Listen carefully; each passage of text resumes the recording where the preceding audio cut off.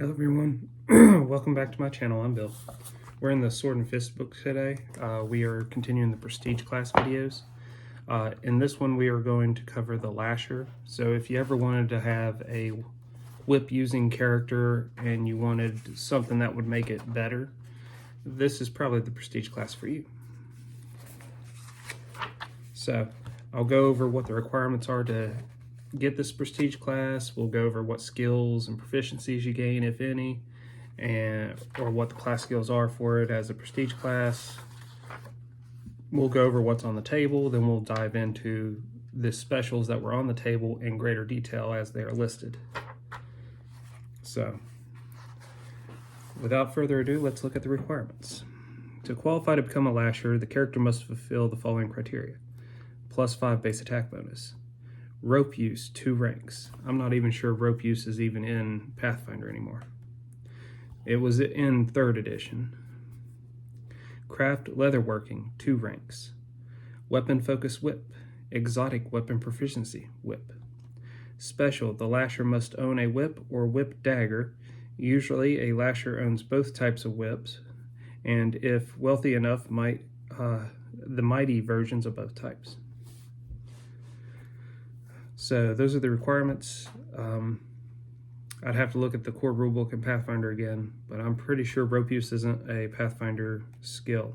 So craft leatherworking, I'd say increase that to 4 ranks, and maybe add a appropriate skill for the rope use one.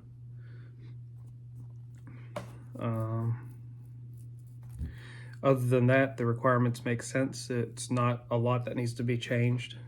The base attack bonus of 5, though, would slow down anyone that's not a fighter class to get into this.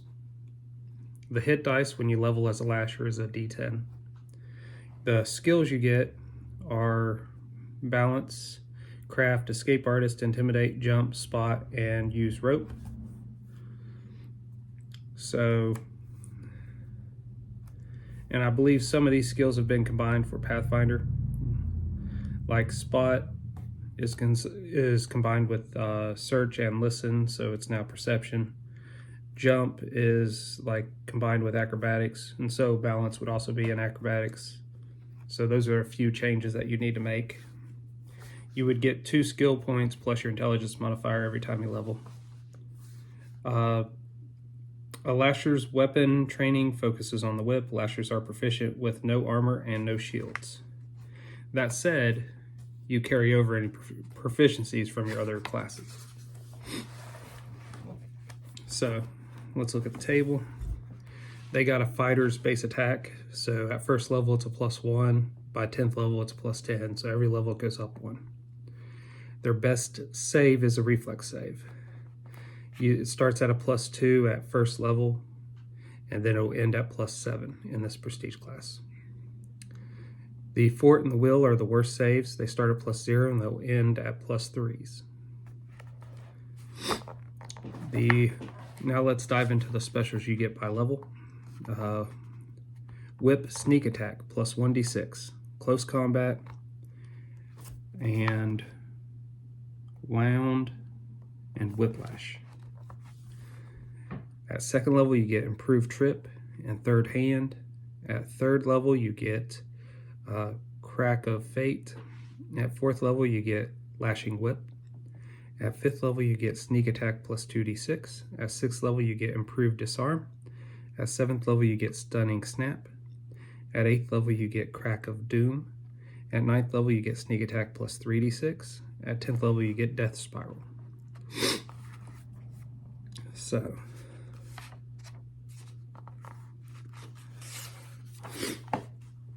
whip sneak attack. If the Lasher catches an opponent unable to defend himself effectively from her attack anywhere within range up to 15 feet, they can use the whip or whip dagger to strike a vital spot for extra damage.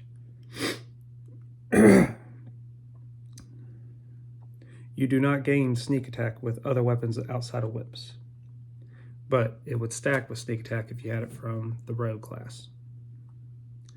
Anytime the Lasher's target would be denied his dexterity to AC, The lasher's attack deals plus 1d6 points of damage. This extra damage increases by 1d6 every 4 levels. Should a score a critical hit with the sneak attack, this extra damage is not multiplied. This ability stacks with any other sneak attack ability. With a regular whip, but not whip dagger, the lasher can make a sneak attack that deals subdual damage instead of normal damage. A lasher can only sneak attack living creatures with discernible anatomies, so undead, constructs, oozes, plants, and incorporeal creatures lack the vital areas to sneak attack. If a creature is immune to critical hits, it's immune to sneak attacks. The lasher cannot sneak attack while striking at a creature with concealment or by striking the limbs of a creature whose vitals are beyond reach.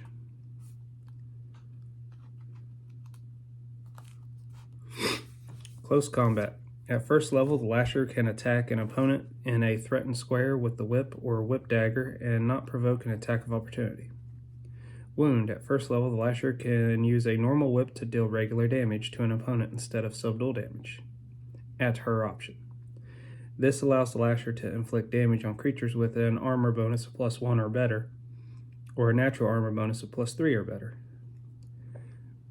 If using the whip to deal subdual damage, it deals no damage to creatures with a +1 or more armor bonus or a +3 or more natural armor bonus, as usual. Lashers using a whip dagger may deal regular damage to opponents. Not may, always deal regular damage to opponents. Whiplash. The lasher can make attacks of opportunity with his whip or whip dagger against foes within 5 feet as if it were a melee weapon. Improved trip. At second level, the lasher gains the improved trip feat, only if he's using the whip or whip dagger to perform the trip. And you don't need a prerequisite for this feat. Third hand. At second level, the lasher's precision with the whip or whip dagger allows her to use it almost like a third hand. A third hand at the end of the flexible 15-foot long arm. As a standard action, depositing a lashed object into your hand is a move equivalent action. Note, a lasher generally uses a normal whip to perform abilities granted by the third hand, because a whip dagger deals its damage to the object or the individual grasped, while a regular whip does not. Sometimes this is not a problem, especially if the item grasped has a hardness, but other times inflicted damage by using a third hand is a bad idea. Thus, most lashers usually carry 2 whips. A lasher successfully performing a task if her attack roll equals or exceeds the DC for the given task. DC's like 15 to, say, punch a button, snuff a candle, flick a coin lying along the ground, so on and so forth. Retrieve an unattended object up to 20 pounds and deposit it into your offhand is a DC 20. Firmly wrap the end of your whip around a pole, spike, or other likely projection up to 15 feet away, the DC is 22. If used at the top of a wall, reduce the DC to climb the wall by 5. When the victim of precipitous fall, you can give your reflex save in an attempt to use your whip to snag a likely projection, pillar, rafter, etc. within 15 feet of the edge of the pit, cliff, bridge. Generally, an unattached item, such as statue, table, etc., must weigh twice as much as you for you to arrest your fall. Otherwise, you merely pull it after you. So you can use it instead of reflex save to save yourself from falling. So that's pretty cool. It fits a lot of what I remember from the early Indiana Jones movies. Crack of Fate. At third level, a lasher can take 1 extra attack per round with the whip or whip dagger. The attack is at the lasher's highest base attack bonus, but each attack, the extra one and the normal one, suffer a -2 penalty. The lasher must use the full attack action to use Crack of Fate. Lashing Whip. At fourth level, the lasher adds +2 damage bonus to her whip and or whip dagger. If using a whip, she adds +2 subdual damage or +2 regular damage, at her option. If the lasher has already gained weapon specialization from another class, fighter for example, the damage bonus stacks. Improved Disarm. At 6th level, the lasher gains the improved disarm feat, if using a whip or whip dagger to perform the disarm action. You need not have taken the prerequisite feat to get this feat. If the lasher successfully disarms a foe, they can attempt to use their third hand ability to deposit the weapon of up to 20 pounds in their offhand by making the appropriate check as a move equivalent action. Treat the lasher's whip as a medium-sized weapon for purpose of disarming an opponent. Stunning snap. A lasher can use a whip or whip dagger to stun a creature instead of inflicting subdual or normal damage. The lasher can use this ability once per round, but no more than once per level per day. The lasher must declare she is using the stunning attack before making an attack roll. A missed attack roll ruins the attempt. A foe struck by a whip or whip dagger must make a fortitude saving throw, DC 10 plus the lasher's level plus strength modifier, in addition to receiving normal damage, subdual or standard. If the saving throw fails, the opponent is stunned for 1 round. A stunned character cannot act and loses any dexterity bonus to AC, while attackers get a +2 bonus on their attack rolls against the stunned opponent. Constructs, oozes, etc. Things that are immune to critical hits are immune to this. Crack of Doom. At 8th level, a lasher can take 2 extra attacks per round with a whip or whip dagger. This ability supersedes the Crack of Fate. This ability, so the 2 abilities don't stack. You get this one instead, which gives you 2 instead of 1 extra attack. The attack is at the lasher's highest base attack bonus, but each attack, the extra one and the normal ones, suffer a -4 penalty. The lasher must use the full attack action to use Crack of Doom. Death Spiral. At 10th level, the lasher gains transcendental understanding of her whip or whip dagger. Once per day, she can spin the whip over her head with a supernatural speed. All foes within 15-foot radius of the lasher must make a reflex save against DC equal to the lasher's attack roll. Opponents who fail are stunned for 1d4 + 1 rounds. Stunned opponents must make a successful fortitude save, DC 18, or become helpless for 1d4 - 1 rounds, minimum 1 round.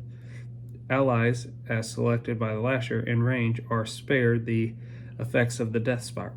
The Death Spiral is a supernatural ability. So that's everything you get as a lasher.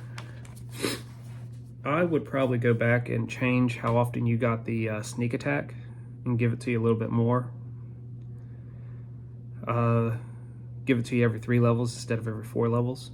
That way you end up with a couple more extra sneak attack dice for a Pathfinder game. Other than that, it's a pretty nice balanced class, prestige class. And I could see myself playing one. What's your all's opinion on the lasher prestige class? Put them in the comments below.